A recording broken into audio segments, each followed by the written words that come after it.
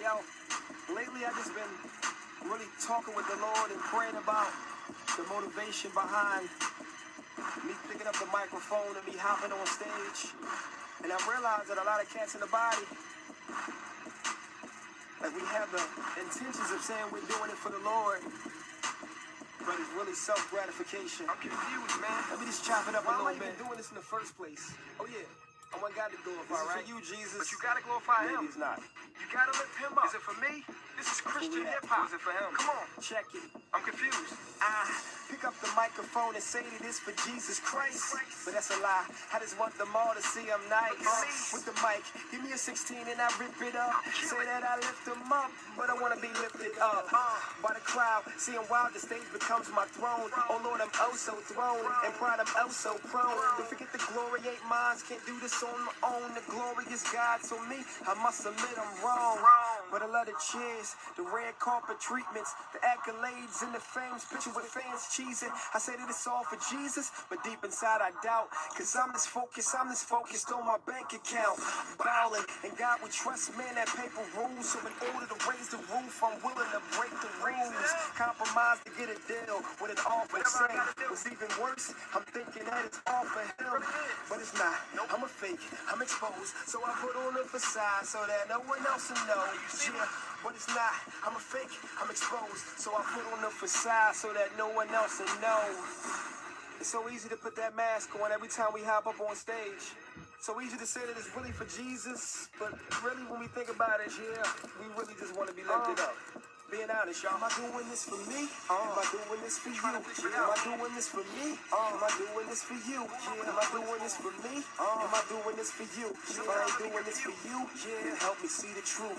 Am I doing this for me? Am I doing this for you? Am I doing this for me? Am I doing this for you? Am I doing this for me? Am I doing this for you? If I ain't doing this for you, then help me see the truth. See, honestly, like we come into this thing like saying it's all about the gospel and reaching souls, but as soon as our Twitter numbers and our Facebook numbers ain't right, or we don't sell enough CDs, we ready to jump ship. What's up with that? I write music cause it seems to satisfy me. I might as well. I've been rhyming since I've been 16. Now it's a part of me, like lungs and arteries. I serve a new God, I bow to my artistry. Just wanna make good music, fuse it with a little Wayne, a little Drake, a little Minaj, some 2 Chainz. I got that burning fire, gassed up like it's propane, but that strange fire, that smoke flame, that God's nostril is profane. Stitch, the crowd they feeling me, and I know, so I go extra hard to spit extra balls and go Hollywood in my shows. Got my Ray-Bans and my name brands and my fresh cut and my tattoos, and I'm that dude with them hype too. And they eat it up like it's junk food. Get them hyped to make a profit. I lift them up and I lift they ones out they pocket. I'm toxic, keep it real, I'm self-absorbed. I ain't doing this for the Lord, I do this for the awards and tours. I want the glory, fame, and the honor. I want it all. If I don't get it, I'll switch to another genre. Abandoned ship, egocentric and narcissist. Caught in deception by thinking that this is all for him. It's so easy really to deceive ourselves into thinking that it's really for God. But when tough times come and we not selling enough CDs and we not doing what we supposed to be doing, it really shows the true character. Because we say it's for him. Yeah, we say it's for him. And with the t-shirts and the wristbands and the tattoos and everything.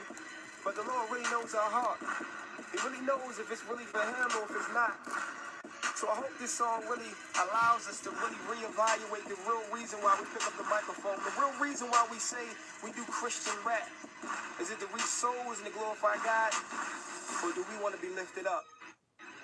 That's a question I gotta ask myself. So this ain't no diss record. Yeah. This is just to say, let's do a self-evaluation so we can glorify the King. Am I doing this for you? Am I doing this for me? Am I doing this for you? Am I doing this for me? Am I doing this for you? If I ain't doing this for you, then help me see the truth. Am I doing this for me? Am I doing Good morning, good morning, good morning. Happy Saturday. Feliz Sábado to my amazing Liliana. Hi. Look at me trying to speak Spanish and getting choked up. Don't laugh at me. Don't laugh at me. Hi, Lily. Hi, Goofy Girl. Hi, Miss Shalonda. And anybody else, all the bushwatchers, anybody lurking in the background, hi to you as well. Welcome, welcome, welcome. Yeah, you laughing at me, Lily. It's okay. It's okay. It's okay. So I just wanted to first and foremost say happy Saturday. It has been a week for me. There has been a lot going on. I've been doing a lot of things. I've been completing a lot of projects. A lot of opportunities have come. Um, and I was in the bed this morning. I sleep with a weighted blanket. Don't laugh at me, y'all. I sleep with a weighted blanket.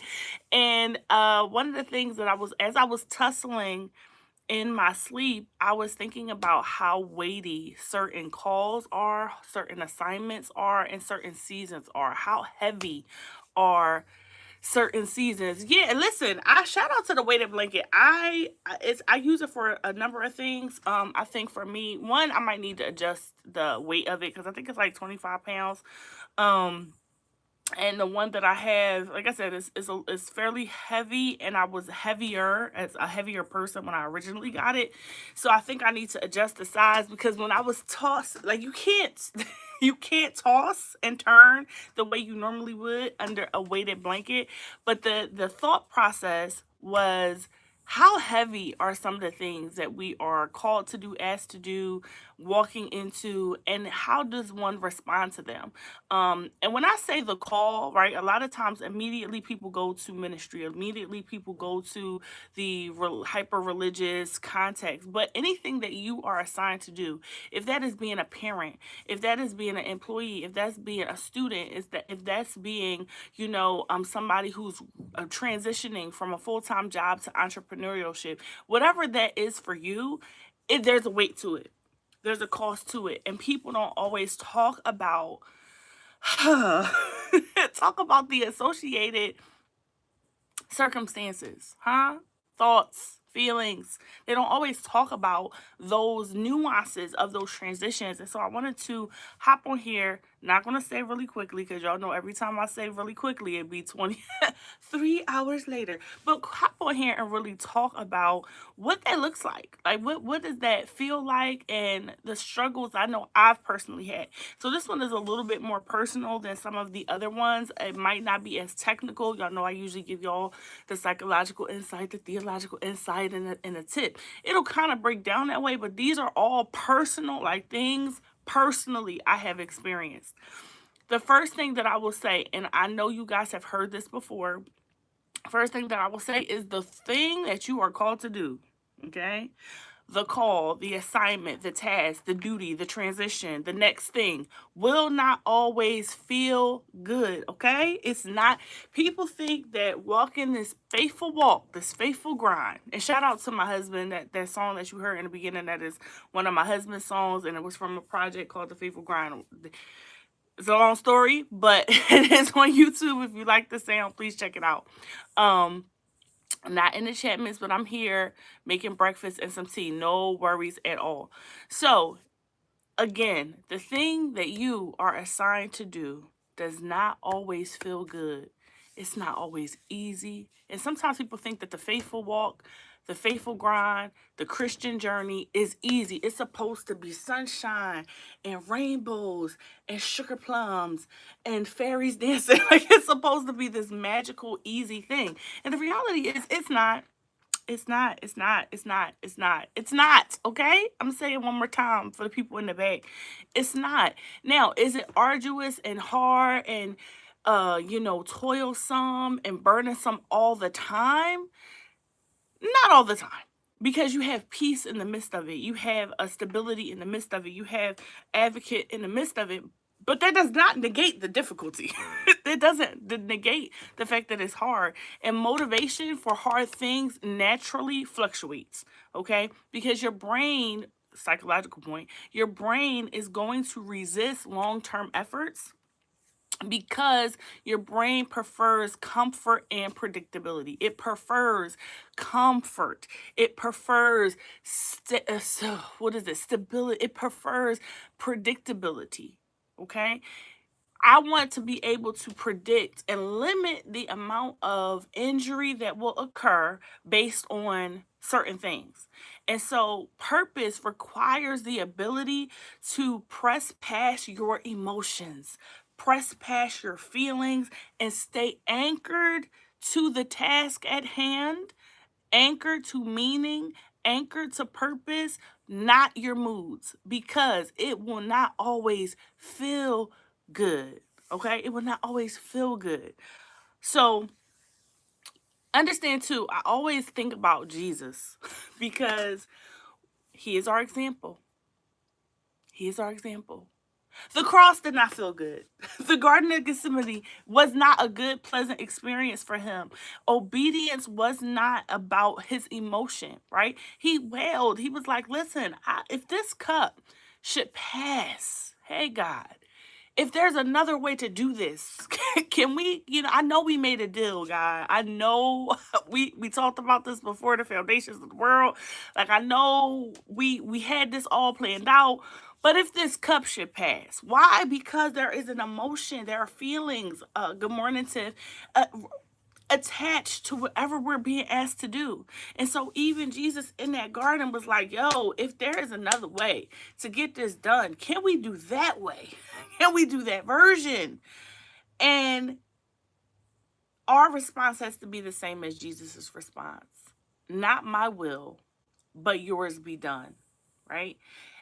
That thing was prayed under pressure, not under pleasure, right? That was prayed in an honest calling out to God, not a pleasurable moment. And so we have to be mindful that as these things don't always feel good, are not always easy,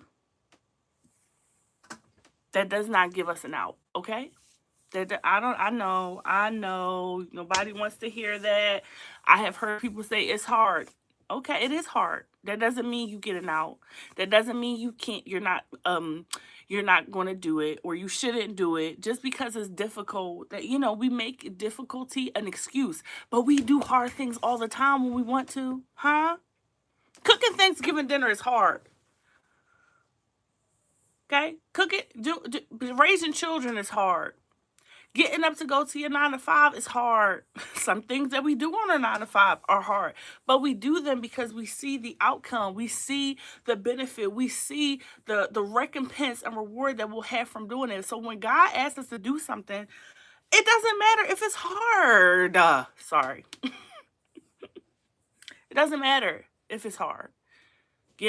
The other thing here I'm going to say, and I don't want to get too far from it, get some help.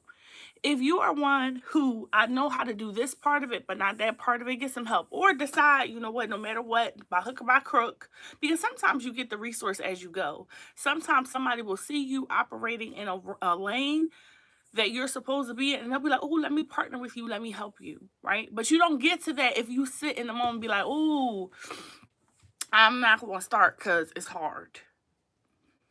We don't have that luxury, okay?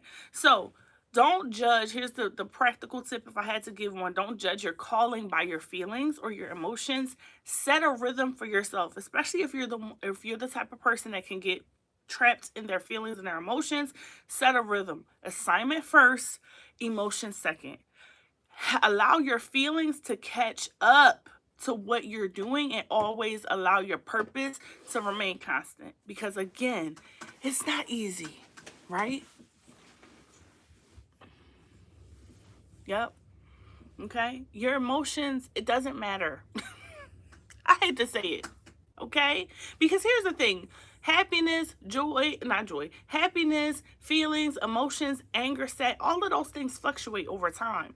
But your purpose, your call, your assignment, the thing that you're designed to do is going to stay consistent. It needs to stay consistent. That's what you were put on here for. And some days it will feel like the greatest thing in the world. And other days it will feel like the bane of your existence. So you cannot be swayed by how you feel in the moment. All right? Number 2, oh goodness. So I know a lot of people can relate to this one. I have talked to people throughout the past couple weeks. I have I've seen lives the past couple weeks.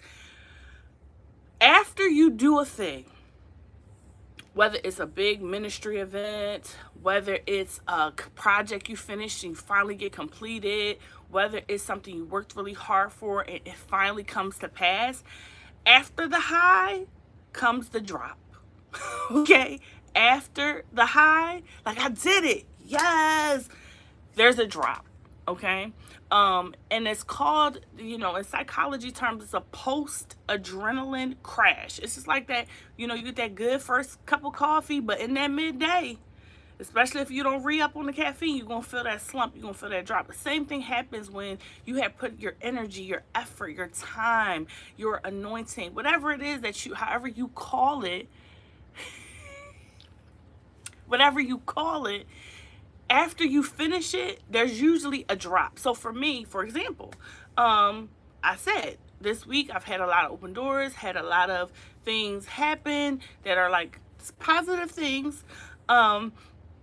And last night, amazing live. I hope y'all enjoyed it if you were there. If not, please catch the replay. But amazing live. Immediately afterwards, I'm like, oh. It's the post-adrenaline crash. We call it in the church, we say, the grace has lifted, right? The anointing has left. And now you sitting there like, what? So after you have a big task or you pour out, understand that there might be that immediate withdrawal, okay?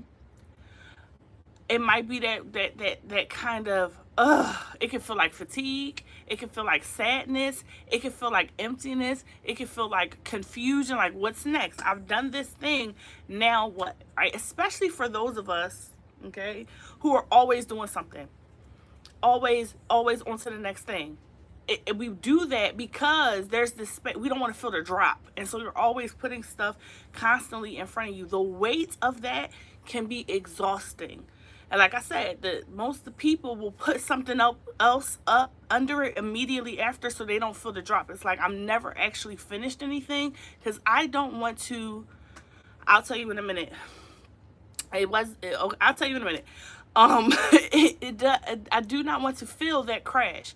What I will encourage you to do is don't panic, right? Feel your feelings. We can listen. I mean, is it chill? I mean, all my lives are formatted. All of them are formatted. But hello, Antonice. I seen Antonice come in the room. I seen Supreme come in the room. Want to make sure I didn't miss nobody that came in. Okay, I think everybody else was here. So instead of feeling that panic, acknowledge your like, whoo, that was a lot. Give yourself a rest. Give yourself a break. Because if you keep going, you're going to have that weightiness. Okay. Okay, so I'm going to tell you what the numbers were. It was not, I'm going to be honest, the watch hours on my end were not astronomical. I've seen higher ones, but I'm grateful. It was 16. It was 16. We were on there for an hour and some change.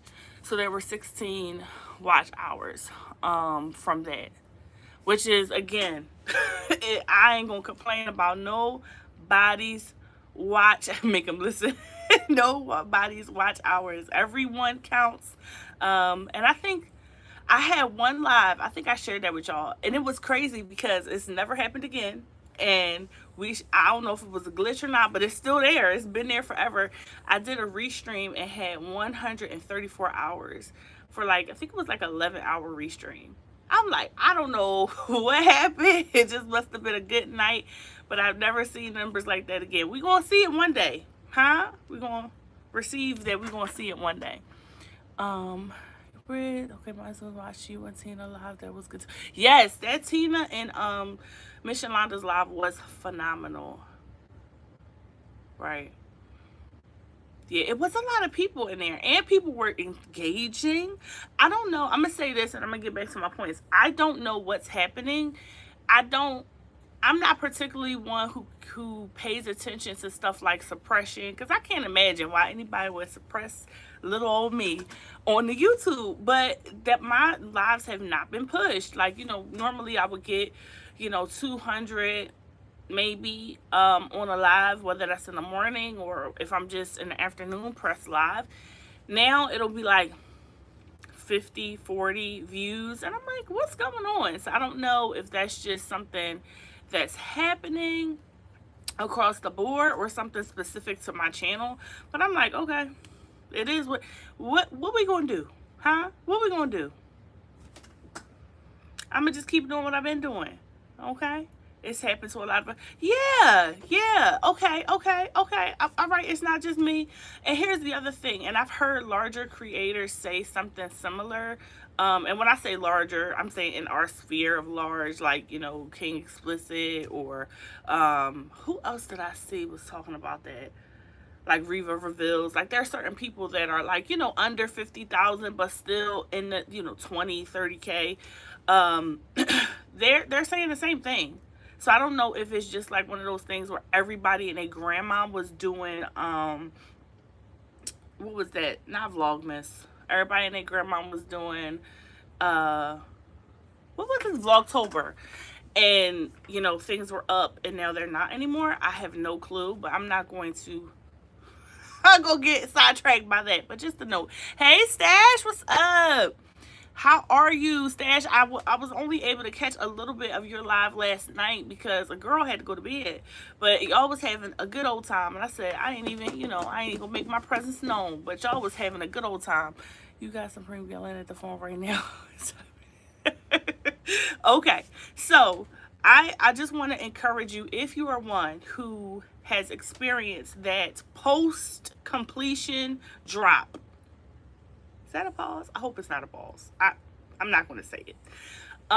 You complete something and then you just feel deflated, or you feel sad, or you feel like what's next. Encourage yourself, right? And here's the thing: people don't realize the emotional, physical, spiritual toll that can sometimes take place after you are doing a big project or working on something, ministry event. They don't realize that you get extra adrenaline for that, but as soon as it lifts, your body hurt, you tired.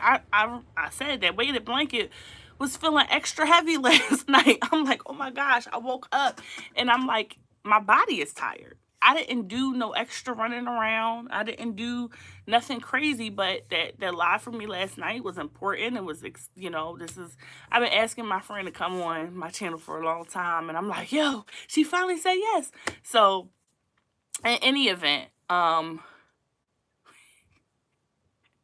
y'all funny. So in any event, it was a physical response from that.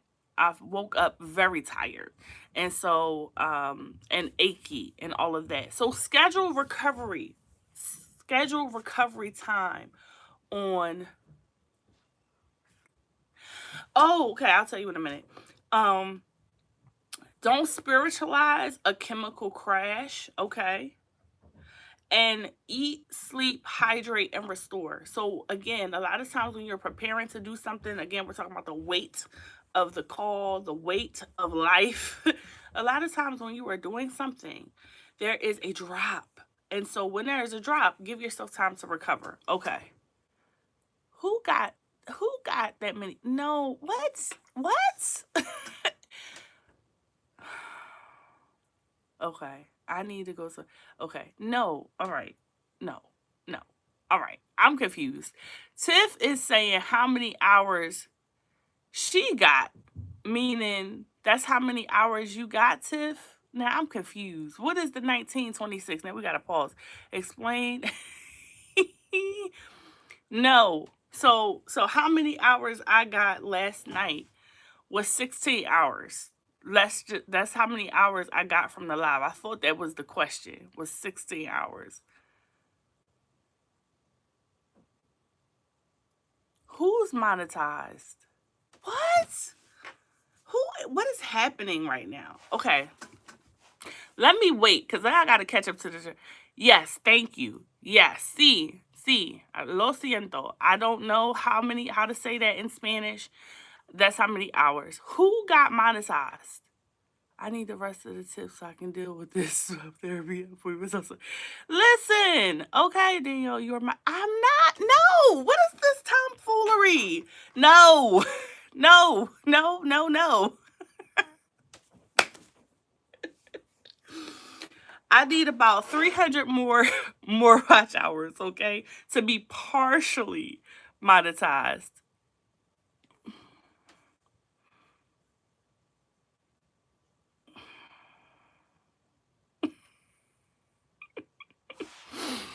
Oh, Father, we thank you. I'm just gonna ignore the chat. I'm close. Okay, so here we go. Okay, so y'all are funny, hilarious. This is not a boo. Okay, this is a shirt dress. It reminded me. I bought it because it reminded me of a Coogee sweater, and I don't know if y'all old enough. Some of y'all old enough to know when Coogee was hot. Shout out to Stash. They was rocking them in New York. Thank you. Oh, I am tired. I woke up tired. Thank you. I bought this because I want a Coogee sweater so bad. And so when I went on, and maybe I'm gonna look and see if I can find one in a Goodwill or vintage store. Um, forgive the sidebar, y'all. It's Saturday morning, so can y'all roll with me, huh? Can y'all roll with me? Y'all pretend like I'm Supreme, and you know how he do the rabbit trails. Okay. Um. So yeah, that's why I got this sweater because I'm not paying $700 for authentic Coogee. Not today. Not today. Listen, if I could find one, somebody call this. Oh, okay. Listen, Coogee is hot, and Antonise, if your husband got one, throw it on with some cute heels, especially if it's oversized, with some tights. You're gonna turn heads. You're gonna turn. You got a brand new Coogee, Tiff. Okay, stop. Y'all distracted me. We gonna have to. No, I didn't get monetized. No, I did not. This. Come on, Tiff, come through. Okay, back to the points. Cause now y'all done got me all hyped like I was gonna get monetized. No, I'm close though. Hey, I will let y'all know when it happens. Okay. Yes, please. Yes. Okay. So number 3. This is one that everybody is going to relate to. I promise. The people you expected to support you, huh? They are not going to support you, and it's not a sign that you missed God. Listen to me. There are people who I thought would support me, people who I thought would encourage me, people that I was like, I showed up to every event for them. I was on their pages watching their stuff. I would be commenting. Like, okay, I was their number one fan. Not because I wanted anything, because in the moment I thought this is what friends do, right? I thought this is how we show up for each other. Like, I thought this relationship was reciprocal. And so when they, okay, did not show up for me, it was crushing. It was like, whoa. Have you seen the new live filters? No, I haven't seen them yet. I'm going to check them out, though. Um, it was crushing. And then I realized that people support based on their capacity, not necessarily your calling. And sometimes, I've said this before, and Supreme has said this as well, right? A prophet is not accepted in its own town, right? His own home country. Sometimes the people who you support are not your supporters, not because they don't love you, but because they're not your audience. They are not the people that are supposed to be supporting you, right? So why am I going to get mad that you don't support me if this is not the content you want, or this is not. I have people in my life who are like, yeah, I love you, but that Jesus stuff, you be over the top with the Jesus, and I have to. They're not going to watch my channel. They're not coming to prayer, right? They're not coming, and that's okay. So I have tried to stop putting the label on, like, the reciprocity in that manner. Sometimes what people give me is not going to be the same exchange. And other times I just have to realize, huh? Sometimes I have to realize this ain't my person. I'm going to get back to that point later. This is not my person, or what I thought you were in my life for is not what you in my life for. And I have to be okay with that as well. Their silence sometimes is more about their limitation, their ability, than it is about your legitimacy. Okay? Jesus' hometown didn't like him. Joseph's brothers threw him in a pit. David's father was like, yeah, here are my sons. and David was in the field. He didn't even think. He was like, "What? Don't nobody need that little boy. Like, he can go ahead over there and stay over there." They said, "No, this not all your sons." He was like, "Yeah, they all here. They all here. The important ones anyway." So it's okay. It's all right. Let them be where they at. Let them be where they at. Sometimes people don't see you because God has hidden you from them. Right? They are not supposed to see you. Sometimes that's because those people are leeches and would try to extract your resources if they knew how valuable you were. And sometimes, again, that you might be a stumbling block if you were seen. So don't pay too much attention to that. Okay? Stop writing emotional checks to people that do not have the capacity to cash them. It's going to bounce every time. Back in the day, there used to be this scam, right? Well, I don't know if y'all know, but people would basically write a check fraud, and they didn't have enough money in the bank to cash it, but they would go to certain banks that had a window of time where they would give you an allotment of the fund. They stopped doing that. Allotment of the funds based on whatever you had in the bank. So if I am trying to get currency from you that you don't have, the check is going to bounce. Right? It's going to bounce. Bouncing checks, I got caught up in a scam like that. Yeah. Yeah. I'm sorry that happened to you. But I had a couple people I knew that used to run that joint. They run it. Give me a couple dollars. Right? Yeah. So in any event, emotionally, don't write checks, right? Hey, this is all you can be for me. I appreciate that. And leave it on. The other thing I want to say is this number 4. Everybody that is clapping isn't in your corner. Everybody who is congratulating you, everybody who is like, yay, yeah, you're so amazing, that does not mean that they are in your corner for real. You be hitting the do not recommend on channels. You gotta do what you gotta do. All right, everything ain't for you. Okay? Everybody that's clapping for you is not in your corner. Some people celebrate you because they benefit from your elevation or proximity to you. Not because they honor your purpose, not because they appreciate you, not because they actually like you or the things that you are doing, because they can extract something from you. They can get resources from you. They can do a collab with you and get more eyes on their page. Some people, again, talking about the YouTube journey, sometimes they're coming and they're giving you accolades and blowing you up because they see where you're going. They see the trajectory, or you might be close to somebody they trying to get close to. Understand that everybody that is celebrating you now in this season, right?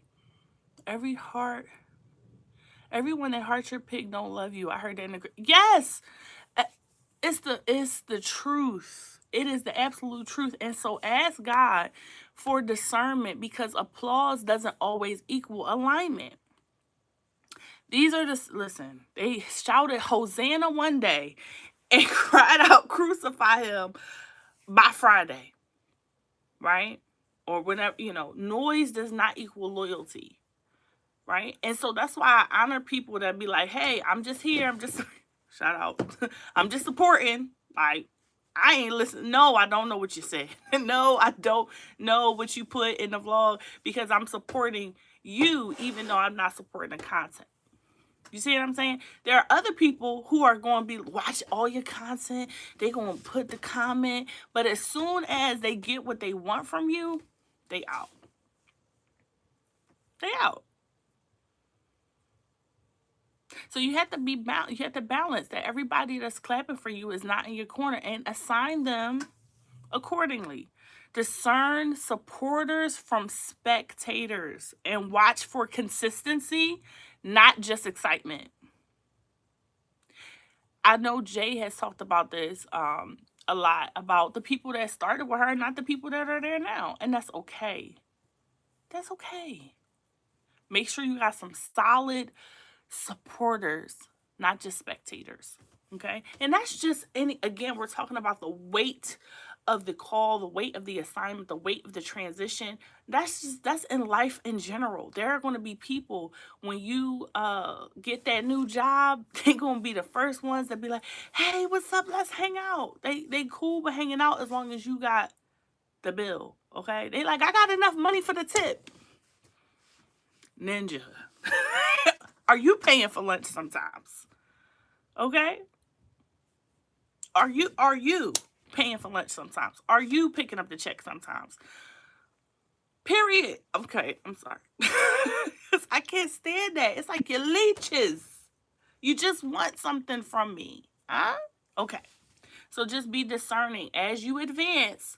Pay attention to who's around you and what they're doing. Amen, Anthony's. Okay? All right. Number 5, some people will commiserate with you, but they won't value you. Okay, let me break that down. Sometimes people can empathize with you. They can say, "Oh, that was hard. I can see how that was difficult." They can understand your struggle, but they will not respect your worth. They will not respect your worth. Okay? Emotional access is not the same as relational investment. They could be like, "Oh, that was hard. Oh, that was difficult." There are some people that will cry with you, experience the emotion with you, but they will never pay you what you're worth. And everything is not about money, but I always come back to value, right? These are people who, oh my gosh, I'm gonna break it down like this. Y'all know I'm an author. And I don't know if most people do know this. Anytime you produce a product, especially a tangible one, there's money that goes into it. So you have a cover, you might have had to pay for that. You have editing, you might have had to pay for that. You have the resource of time, which costs you money if you have other things you're usually doing in that time. You have the ISBN number if you had to pay for that. Whatever it is that's associated to that product, it costs money, right? Even if it's something like printing, there's a cost to that. And so I remember when my first book came out, there were people in my life that be like, "Oh, can I get a copy?" You gonna buy it, right? Like you gonna buy it, right? And they're like, "But you got books. Can I have a copy?" Where there were other people in my life where for example, my grandmother, I wanted to gift this to her. Right? I wanted to give it to her. I was like, "Ma, like, no, here, take the book." And she was like, "Absolutely not. I'm paying for this and 5 more," because they understand the value of what you're getting. One of the things I hear often, often a lot is, "Hey, your therapy services are great, but they're high." First of all, let me adjust myself because I be getting so mad. What do you mean to fix your brain? X, Y, and Z amount is too high. What do you mean? If it's too high, please, by all means, use your insurance. That's the first thing I tell people. Hey, if your insurance is going to give you a cheaper rate for however many sessions, please utilize your insurance. Now, your insurance going to run out because that's what it do. But, please use your insurance. I had somebody ask me, "Well, can you match my copay?" Ma'am, no, I cannot. I'm sorry. I don't take insurance, and there's a reason. Well, that's another topic for another time. Insurance has the ability to capitate how many sessions you have. They have the ability to say what you cannot say. They have the ability to tell you what interventions you can use. They have the ability to, make you take certain clients. And so there is definitely it is advantageous for some people not to take insurance. I do Christian therapy oftentimes. About 80% of my clients are Christian therapy clients. So I cannot necessarily do that with most traditional insurances, right? Listen, I know they be playing. I work for one, huh? I work for one, so I know how the insurance be. Beside the point, what I'm saying to you is pay attention that people will not always value the product that you are offering. I don't understand why people don't realize I have 2 master's degrees. Okay? This is not a flex. I pay for them. So sometimes you pay in student loans when you give me your money. The other thing in ministry too, and I'm gonna just take a pause here. People will take the resource, right? And I will tell people, look, if you ask me to come out to your church 9 times out of 10, I'm gonna come whether you pay me or not. Like we out here preaching the gospel. But can I set up a table and can people buy this book? Because a workman is worthy of their hire, right? I know that's right. Listen. And so you have to be cognizant. No, I'm not trying to sell the gospel. I'm not trying to get rich off of filthy lucre. However, a workman is worthy of their hire. So if you see somebody and they are telling you something good, if they are enriching your life, if they are giving you a blessing by you sitting there, if you can send them $5, send them $5. If you can send them $1, send them $1. It's not ain't nobody trying to let me talk about me. I'm not trying to get rich off of sharing what I know, but pay me, please. All right. And when people do that in your life, have them pay. Thank you, Tina. Hey, Tina came in. Good morning. I have 2 websites. A lot of times people won't purchase from them because they say the items are too high. They ask me, when is it going to be 50% off? Again, some people will walk with you, but they will never pay you. It will never pay you. And these are the same people that will spend $10 on a Starbucks, that will spend Grubhub for something they can get in a car and go get, and they'll spend money for Grubhub, $20 worth of food, but you're gonna pay $48 for it because you don't want to get in your car. And that's no shade, but people will pay for what they're out. Oh, my tangent rant time. People pay for name brand stuff all the time that has no quality. It's legit. I remember seeing this. Okay, not gonna talk about the people. I'm not a name brand girly. I like what I like. If it's name brand, I'll get it if I feel like it's worth it. But I'm not the one that's gonna be searching for Louis Vuitton, Christian Dior, all of the things. I don't even know what half of them are. Okay. Good morning, Shanice. So listen, DoorDash and delivery services, right? So I'm not that one. But I remember seeing somebody pay $750 for a Gucci belt. And I'm like, we work the same job. Matter of fact, you was working underneath me. And I said, why are you buying it? What did...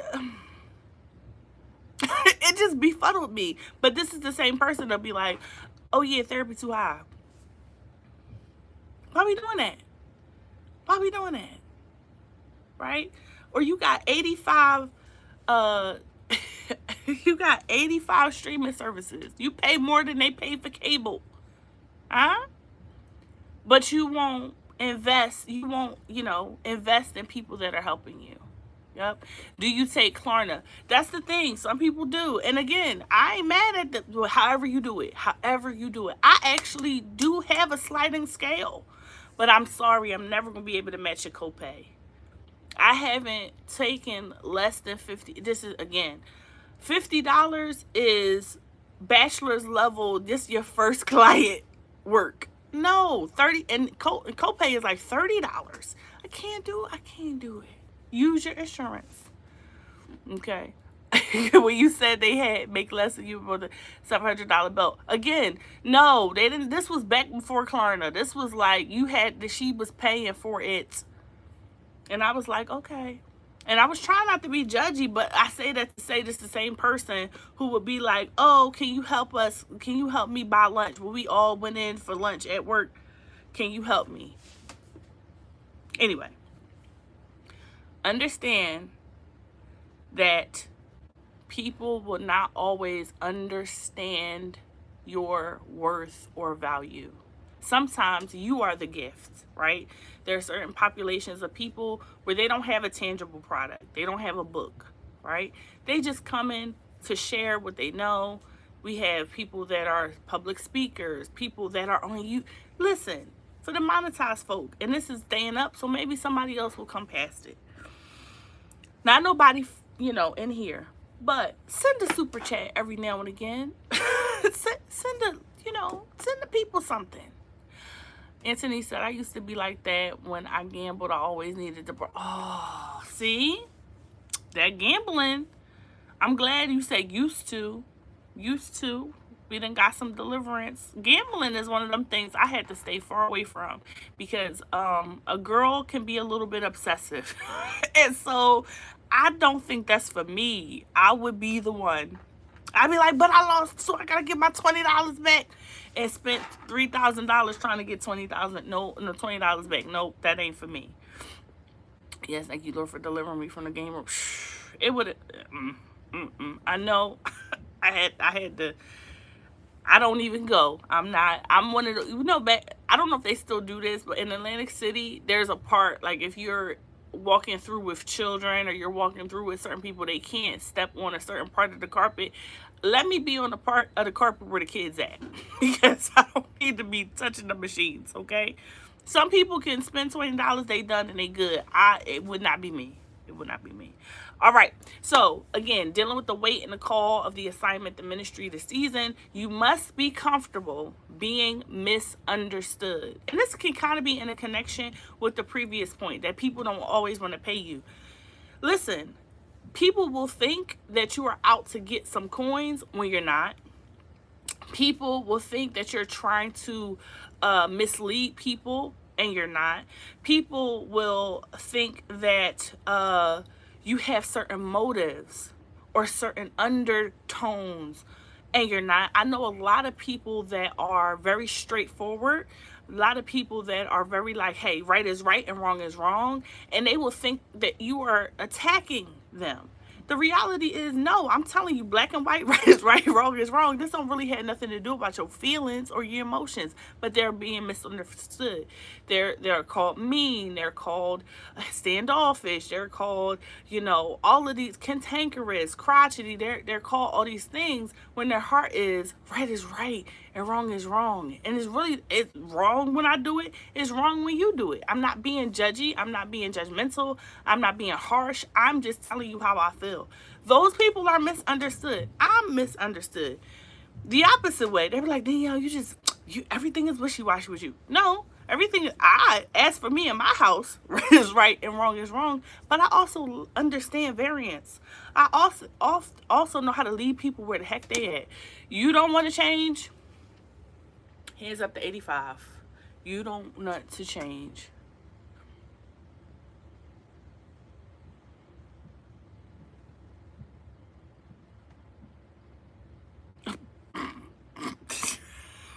Sorry, that was hilarious. Thank you, Follow the Town's Rules. That was hilarious. That was the chuckle I needed on today.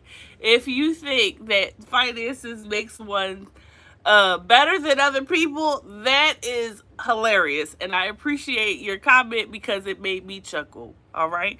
But going back to the point, understand that you must be okay with people not understanding you. You have to be okay. I'm like, is that bad duck in disguise? Because that thing was hilarious. I'm sorry.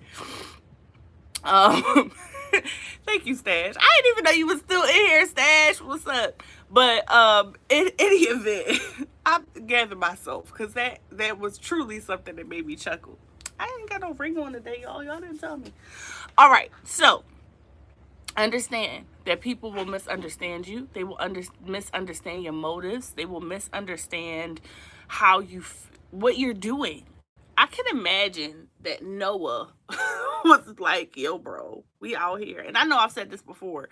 God got me out here building the ark about some rain. What is rain? Ain't nobody never seen it. Nobody ever seen rain, right? I know he was misunderstood. And God often gives revelation to the person that is doing the assignment way before the other people around them. Matter of fact, you have to, oh God, that's good. You have to get the revelation first, or you can't do the work. So, yeah, it makes sense that they don't get it. The other thing, too, other people close to you won't understand why you got to be up at the cricket, why you got to get up at 4:30 to be on YouTube, why you got to do a live every day, why you got to do video editing, why you have to do that, like why you can't do this or do that. I remember early on, why are you spending so much time on YouTube? It's no cost benefit. You're not getting paid. But I'm like, well, how do you ever get paid if you don't do the work? Like if you don't actually show up, if you don't build a community, how do you ever get there? For real. Oh, I mean, Stash, I know you got people like, what the bull out here with 2 cameras and the phone and looking crazy. You understand. Hey, but the end result is amazing. And none of them people that's pointing a finger and looking at you crazy and doing all of that can understand that the artistic value of what you've put in the universe for perpetuity, right? They don't understand that. So do what it is that you are called to do, regardless if other people get it or not. And also, don't neglect, especially for the people that are close to you, be like, hey, this is a season that I have to invest this much time and energy in. And if not, I shared this with certain people. I put a time frame on stuff, especially because I can be obsessive, y'all. I just said that. I'd be like, hey, I'm gonna do this hard for the next pause. I'm gonna do this. I'm gonna do this for the next 90 days. And if it does not produce a tangible result, then I will do something else because I can be obsessive. Unless I feel the call of God, like, no, you doing this until I say stop, I will make sure that I am cognizant of the time investment so that it doesn't take away from the people I love. Because I don't want to harm my children, my spouse, because of something that could have been a me-based desire. Okay, what y'all saying? Yeah, listen, I get it now. You understand me. I have a cat. That's how my mind work. Okay, Sasha, yes, I thank God for the people in my life who gets that. Yes. Yes. Listen. You got to do it. Understand too that as long as you are clear, that's the important part. If you are clear, if God gives you the clarity, like, okay, I don't care if none of y'all get it. This is what I have to do. I love y'all. I appreciate y'all. And I had a conversation with somebody, and I said, I have to be in the moment, because I'm going back and forth with this person. In the moment, it came to me, they don't have to understand. And you don't have to understand why they don't understand. It is what it is, right? I needed something flowery and warm and fuzzy like a bunny slippers on a Sunday morning. I'm not ready to be gotten together. I'm not trying to get nobody together today. Honestly, Tina, like I said, this is a reaction to how I was feeling because there is a weightiness, okay? A weightiness to being called, right? And again, I said that in the beginning. Being called doesn't always mean ministry. Sometimes it's just the thing that you're just becoming who you are in that given season. So I get it. I'm trying to get me together. So please, I hope you don't feel attacked or targeted because I'm trying to get me together. I was physically sick. I'm like, yo, I don't want to do this, right? I don't want to. This is hard for me. And not because that's the other thing. I'm gonna say this and I'm gonna move on. Some of us make it look like things are super easy. It's easy for you to show up. It's easy for you to do these things. Nah. It might look like that, but that's the grace of God because it's not easy. It's not, right? I was discussing this very moment. Oh, okay. Send me tell me about it. Okay. Clarity is my responsibility, understanding is theirs, and obedience is mine. Okay? Not me, I can't pretend. Listen, I don't even think it's a pretending. I think people just don't see the hard part. Right? They choose to see the easy part. It is Tina, trust me, I get it. But what I will say here is do not shrink your assignment to fit someone else's comprehension. Be okay with them not getting it. It's hard. It's hard. It's hard out here. And all we can do is submit. I think sometimes we make it harder because we refuse to submit to it. We make it over here tussling and fighting. This whole idea, and I said it earlier, this whole idea, but it's hard, God. Yeah, it is. That does not negate the fact that you still got to do it. All right? Okay. I'm going to say this here. Learn to identify as you are processing to your next journey, next season, in the midst of your assignment, right?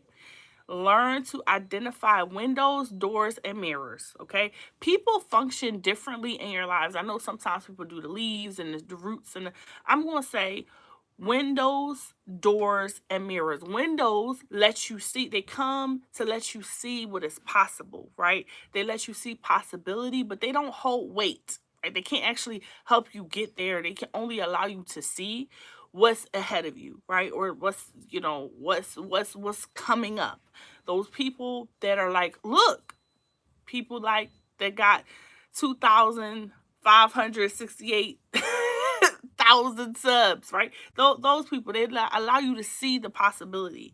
There are other people that are doors. They are going to open up a new season for you. They're going to usher you in a new season for you, right?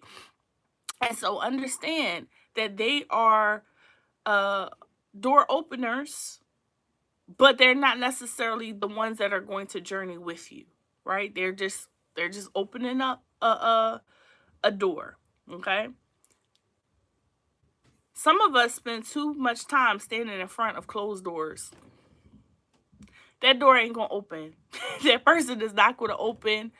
I'm gonna tell you, windows, doors, and mirrors. We going through each one. So try not to stand too long in front of a door that's not gonna open. There are some people that have been holding you up because you thought they were a door and they were only a mirror. They were only ever going to allow you to see what's possible, but they were not going to help you get there. And then you have mirrors that they reflect a truth about you. They can't help you get nowhere. They can't help you see nothing. They're only there to show you you and the good things, the bad things, the blind spots, and that is their role and function in your life. So understand, we have to sometimes identify the role and function of people in relationships. We are expecting people to be doors and they're not. They're just a mirror. We're expecting people to be mirrors and they're a door, right? So they can't really show you nothing about yourself. They like, look, open, the door is open, you can go in. They might push you past where you think you're comfortable. So understand relational roles, it helps you prevent misplaced expectations. Because sometimes relationships have been destroyed because you expected somebody to be this and they were really that. And they were always going to be that, not this. Okay? Ooh. And people, understand that God, amen, Anthony's. God is always going to send his blessings in the form of other people, right? Okay. Sometimes we want to scurry away from people so bad. I heard Tiff say, "Look, that's why I don't have no friends." Understand that is a self-protecting factor, and I get it. And I'm not trying to come for your ideology. If that's the way you feel, that's absolutely good. Good for you. That's how you feel. I would challenge those who develop in isolation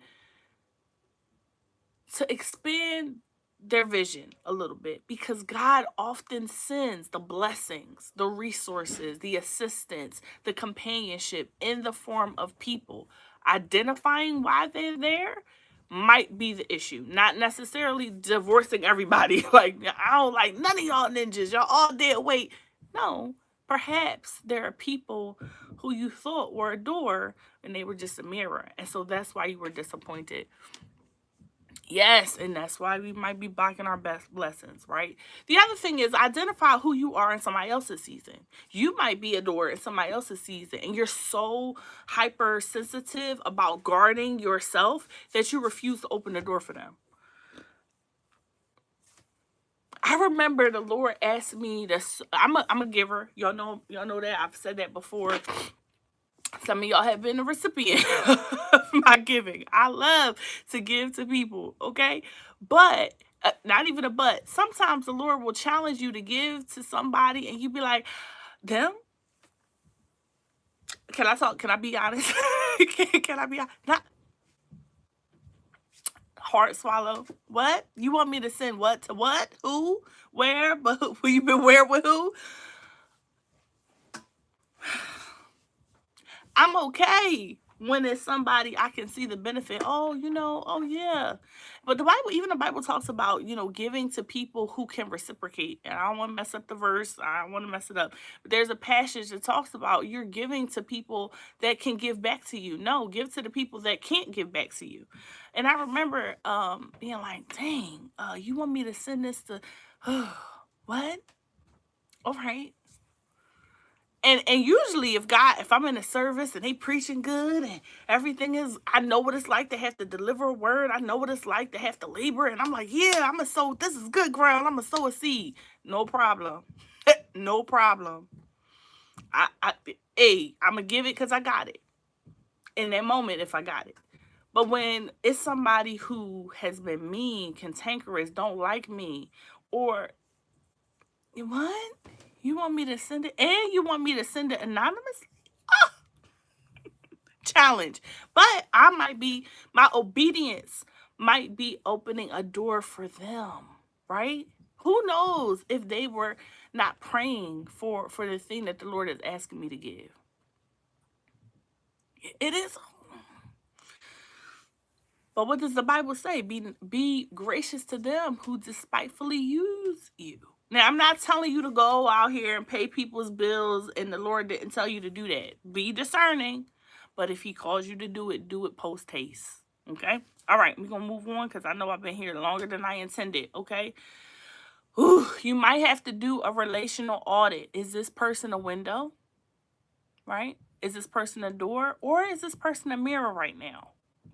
And your clarity in that will reduce your disappointment with other people. Okay?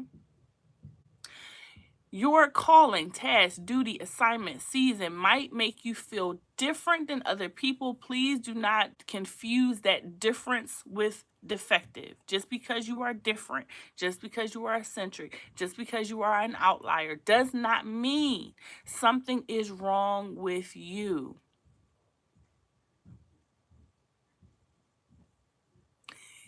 Please clarify. People, aka me, need hear what they want, right? Use discernment. Absolutely. Use discernment. I'm not going to delete. I don't delete none of my lives. The only time I deleted a live was when somebody was like, "You had dandruff for your shirt." And I was like, "Delete." Unless. So I'm so vain. Please help me, God. I was like, absolutely not. It's like being ashy on Beyonce's internet. No, I'm not doing it. But just because you are different does not mean that something is wrong.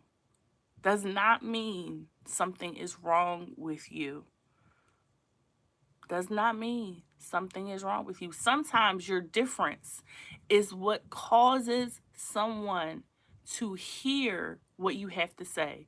It's almost like if everything is in that monotone voice, if everything is the same, if everything is black and white, you are going to notice the one thing that has color, right? Yeah, I say that I'm vain. it's really not a good attribute. So I shouldn't say that I'm vain. I can be a little conscious of how I appear. So I'm working on it. I'm working on it. I'm like, oh, that ain't right. So I'm working on it. It has helped me at 4:30 a.m. in the morning to be crying and snotting on the internet to be less concerned about how I look and how I appear. Okay. um so I try not to be as vain, but I be like, I ain't showing up like that. So what was I saying? Sometimes it is the difference that draws people to you. It is the difference that makes you stand out, that people will listen to what you have to say. If everything is in black and white, it is the color that pops. If everything is in color, it is the black thing or the white thing that stands out. So it's okay to be different. That does not mean something is wrong with you. Anthony says, I get what you're saying. I'm working on that, not being so focused on the appearance aspect. I think we get focused on the appearance because it's the thing that we can control. We can control how we show up in a room. But we also don't understand that sometimes that polished, that the thing that looks so good is the thing that feels cold to other people, that feels distant to other people. You end up feeling plastic. You don't feel authentic. And so that is what, and sometimes you won't go unless you look a certain way, or unless it looks like a certain thing, or unless it sounds like that whole idea of yesterday when we talked about preparedness being an excuse for rebellion. Like, I'm not ready. I don't look right. I don't feel right. I don't and you won't do the thing. So we gotta break that. Like the other day, I was like, "Y'all let me do this whole live. I ain't had no earrings on." And I was like, "Get over it. Get over it, Danielle. It'll be fine." Okay. So here's what you can do. You can affirm yourself. I am not odd. I am assigned. I am not eccentric. I am purposed. I am not weird. I am designed for a population of people that are adherent to my voice. And again, this is not always ministry stuff. This is life stuff. There's a reason why certain people at your job don't care for you. They ain't your people. I don't need to, you not my friend. I don't need to be friends with you. I need to do what I need to do here and carry on, because there are some people that will see my gifts, my talents, and advance me if that's where I'm supposed to be. Sometimes people don't like you in the environment because that's not where you're supposed to be right now. It's time to move on. It's time to, Corey was talking about that other, it's time to move on. When everything gets uncomfortable, it's time to move on. All right? You will not escape the weight. Oh. You will not escape the weight, although you can grow into it. Resilience builds through exposure. Sometimes we are so like, oh my God, this is so heavy, this is so hard, I don't want it, that we don't sit in it long enough for it to get easier, right? The weight doesn't change, but you change. Your capacity changes, right? And so sometimes we have to sit, accept that this is going to be heavy, and go forward anyway, all right? David trained with the lions, the tigers, and the bears, the lions and the bears, before he went to the battlefields. And so he was growing, he was elevating, he was being challenged in that season to prepare him for the next season. So the weight doesn't change. Just because you are advancing in things does not mean the weight changes, but you learn how to bear it a little bit differently, okay? Track your growth. Look at what used to be really, really hard for you and now is a little bit easier. The first time you're vulnerable, the first time you're honest, the first time you're transparent, the first time you show up in a live, it is very different than the 3,000th time or the 200th time you do it. You begin to learn how to acquiesce to the things that God is desiring to do in you and through you as you sit in them, okay? So you don't escape the weight. It doesn't go away like, ugh, I know. We want it to. I know we do. We want to run. We want to hide. We want to fight. We want to fuss. We want to go back to what's comfortable. But once, it's almost like once you tapped, that's it. That's it. That's all. Accept it. Okay. Last thing I'm gonna say. Okay. And I thank you guys, because I always intend only to be here for a certain amount of time, and I go over. So I thank you guys who have stuck it out. I thank you guys who will watch this later. I thank you guys who are still here. The assignment is bigger than emotion, because the assignment is about formation. Your purpose is going to stretch your identity. It does not change it, but it will cause you to confront insecurity. It will break old patterns. It will destroy unneeded relationships. It forces you to evolve. A lot of times we get focused on the other person or the other people that benefit from us being who God calls us to be. No, the first person who benefits from you completing the task, duty, or assignment is you. We don't want to admit that. Those relationships that had to drop off, you didn't need them anyway. The people that you were adhered to and had allegiance to didn't mean you good, some of them. The things that you lost, you needed to lose in order to have your full abundant life. Okay? So understand that God is using these very weighty things to grow you, to make you stronger. Right? Hey, Britt. So don't discount the process because you think it's only for everybody else. God is forming you and doing something in you. So when you call to fast because you have to deliver a message to somebody, or when you are called to relocate because you have to do missions somewhere else in a different part of the country, it's not just for the people that you going to minister to. It's for you. I say it all the time. I caught the beating first. When y'all be like, "Ouch, it hurt." I caught that I caught that first. I got it first. I have to process it first. Sometimes the things that I'm sharing with you, just like I was telling, Anthony's, sometimes the things that I'm sharing are aspirational. I haven't gotten it yet. I still be like, "Hey, where my earrings at?" Y'all can't see it. If y'all ever watch a video and it's this way, I got a wall of earrings, bracelets, got rings on hooks over here, just in case I'm ever inspired to do a video and I don't have no earrings. I'm putting them on. Because I'm working on my ability to just show up and not care about what it looks like.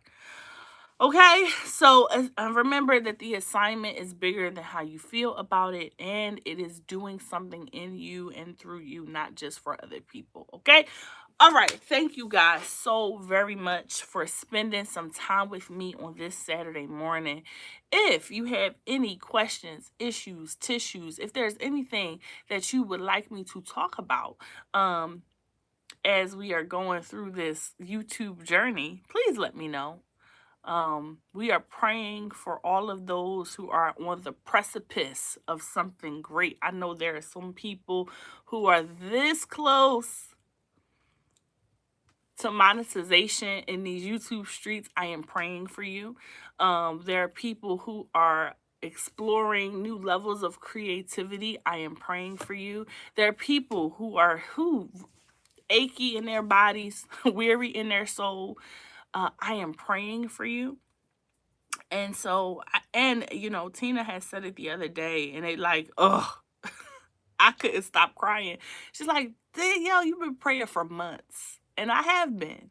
And I can't lie and say I ain't, because it's on tape. It's on record. I've been praying. And I am excited to see the fruition of the prayers. All right? So, even though it's hard, even though it's difficult, even though the call is weighty, please don't stop doing what it is that you feel led to do in this season. The Bible says, in due season we shall reap if we faint not. So don't faint, even though it's hard, even though it's weighty, even though it's difficult, right?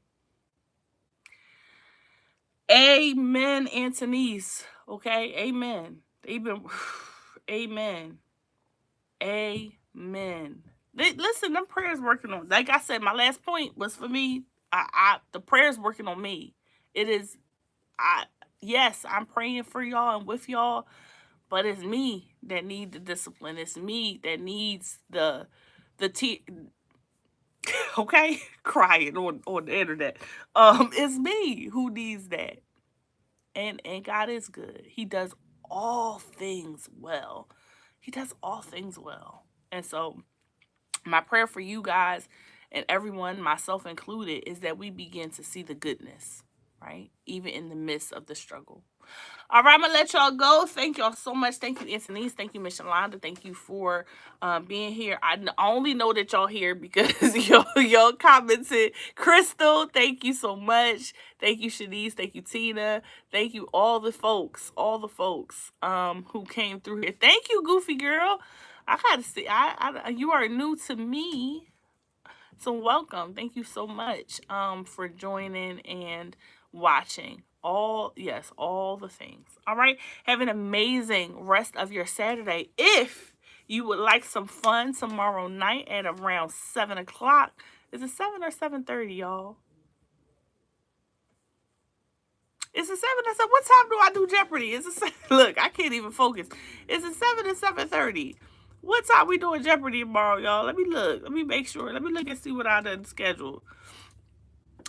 If you are interested in games and fun, we do Jeopardy sometime tomorrow. I want to say it's at 7. Let me just double check.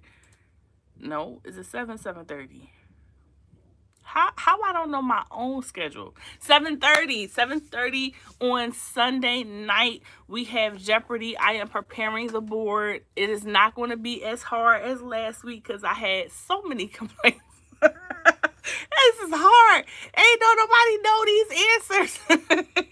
So we gonna adjust. Okay, it's still gonna be challenging because y'all know we don't do no fun, easy stuff around here. We do work, but it's gonna be fun. So please come out and join us. Have an amazing rest of your day, and I will see you guys hopefully tomorrow at 7:30. Bye.